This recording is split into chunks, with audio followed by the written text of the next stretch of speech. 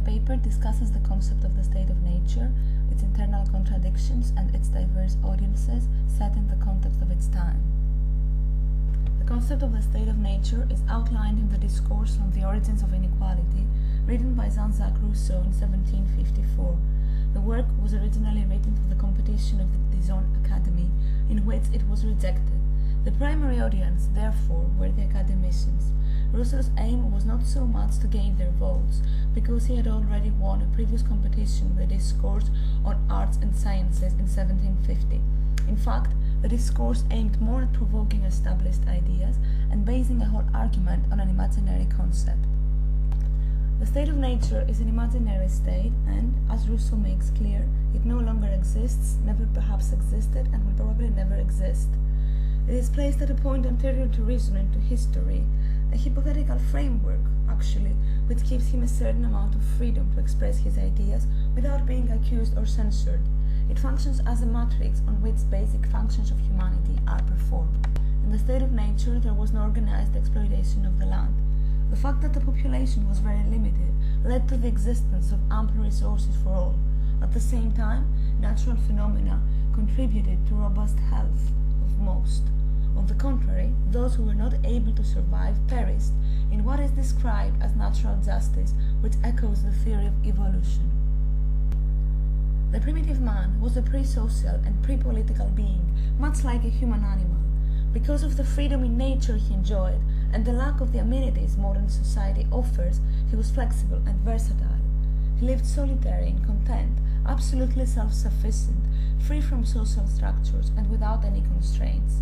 He received no education or cultivation of the mind, and had no perception of the world beyond his immediate surroundings. As a result, he was unable to appreciate the beautiful scenery of nature in which he lived. The primitive man was not moral in the conventional sense of the word, but there was nothing immoral in him. He was not violent and had no evil in his soul, but only pity. By the word pity, Rousseau signifies a repugnance to the suffering of others, just in the way a horse avoids trampling on a living body. Still, pity was weaker than his amour de soi, which is love for oneself. This is a positive rather than a negative trait, as this kind of love does not infringe on the rights of others. He also had no passions, which Rousseau seems to regard as unnecessary and omen of evil. To a certain extent, he was a free agent, able to roam in nature and select what suited his tastes. He also had the ability to measure himself against other creatures. Last but not least, the faculty of self-improvement was also present in a latent form, and that would eventually lead to the next stage. Concerning his physical state, the primitive man was of extreme health and vigor without the aid of medicine. Rousseau criticizes science at a time when the spirit of invention was celebrated. Man in the state of nature was immune not only to illness, but also to a slow and painful death. He had no consciousness of his approaching death, and when that time actually came, he died painlessly and instantly. Death did not stir any exhibition of grief, as the primitive man lived out of society and had no one around him. The primitive man had all the physical functions of the human species. What he lacked was the social constructions of modern society. He had vocal organs, yet he did not possess the faculty of speech. He made it only for the sake of reproduction, and made no distinction between different members of the opposite sex. According to Rousseau, attachment to a specific person is indicative of amour propre, an artificial sentiment connected to pride, which has no place in the state of nature. Even though it is described as the ideal state for human existence, the state of nature contained the seeds of its own destruction. The rise of metallurgy and agriculture disturbed the order of nature, led to a rapid population growth, and as a result, natural resources began to diminish. Still, nature seems to have been endowed with a sort of motherly protectiveness. Still, it was not just the development of agriculture and metallurgy which brought about the shift from the state of nature to the next stage. External circumstances found a counterpart in the mind of the primitive man, his faculty of self-improvement, which made him competitive to others. As a result, a new stage was arrived at, nascent society. Renaissance society could be said to be in between the state of nature and modern society, as it contained many of modern society's ills in embryonic form. It was then that man started to form relationships with others and consequently to judge himself through the opinion of others. In addition, the natural sentiment of amour de soi gave way to amour propre, that is, love for what is one's own. The concept of mine and thine is at the heart of amour propre. Renaissance society was a transitory stage. It was soon to give way to the next stage, which, as Rousseau put it, was the most horrible state of war. In modern society, man relied on external aid for artificial needs. There was an equal division of labor from which no one really benefited, and that resulted in frailty of constitution for all and a widespread feeling of social injustice. The circular process is closed with a return to the state of nature, an irreversible and gloomy ending which can hardly invoke the original state of nature. Man is again stripped of his non-animal features, but this time not in order to show a harmless and happy being, as the primitive man was. The main contradiction of the state of nature is nature's disposition towards the creatures that people it. On the one hand, it could be stated that nature was benevolent to them, a motherly entity which provided nutrition, shelter, and resources. Rousseau even states that it tried also to prevent the primitive man from what could harm him, such as metallurgy. On the other hand, nature can be perceived as malignant and hostile, as it presents obstacles to be overcome, requires a certain amount of toil, adaptation, and competitiveness, and even assumes the role of the avenger. It also has teleological function, as it gives the initiative towards moving to nascent society.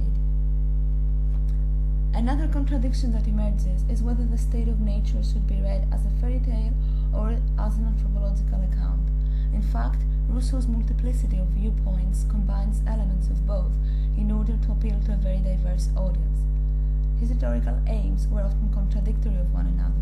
He wanted to criticize the ostentation of the Parisian society, regain the favor of the Genevan authorities, avoid offending pious Christians, pay tribute to women, and place himself within the context of the current intellectual sphere, whilst maintaining the interest of all. In the course of three prefaces, he addresses all strata of the public. Rousseau was a resident of Paris and held a prominent position in the society. It was ancien regime France, in which the monarch reigned supreme and the aristocracy was still powerful, even though it was gradually losing financial means.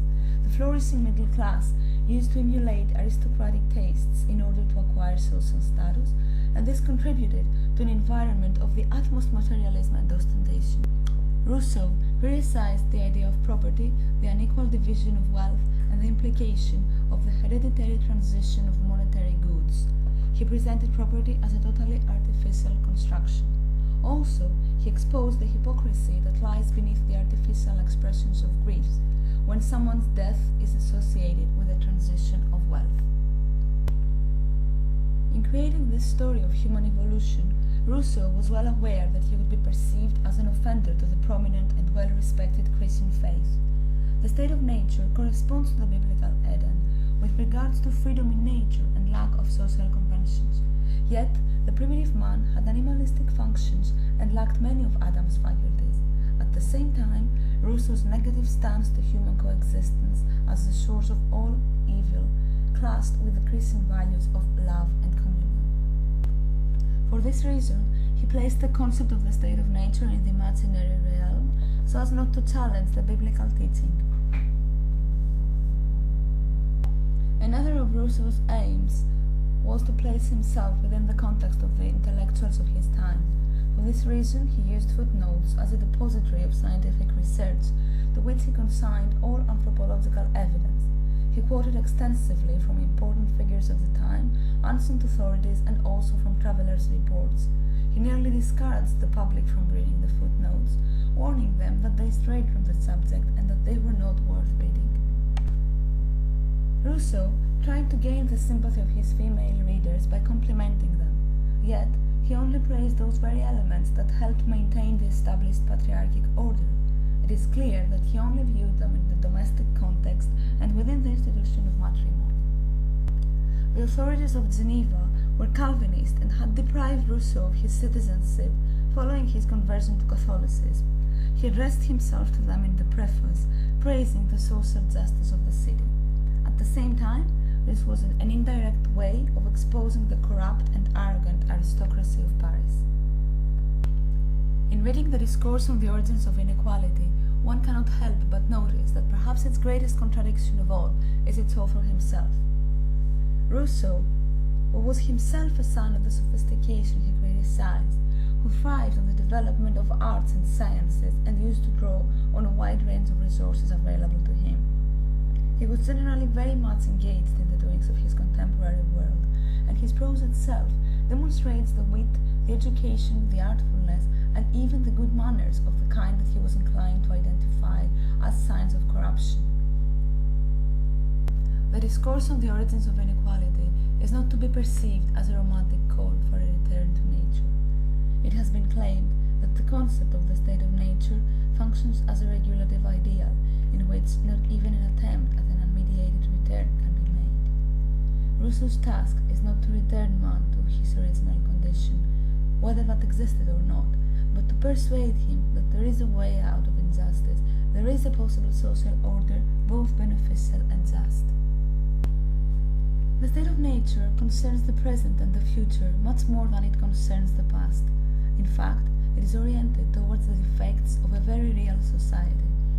The primitive man demonstrates that there is a way out of injustice, that it is not inherent in the human species, alternating between a fairy tale and a scientific account, echoing the biblical tradition as well as the evolution theory. The Discourse on the Origins of Inequality is indicative of the whole range of ideas in its era. Thank you very much.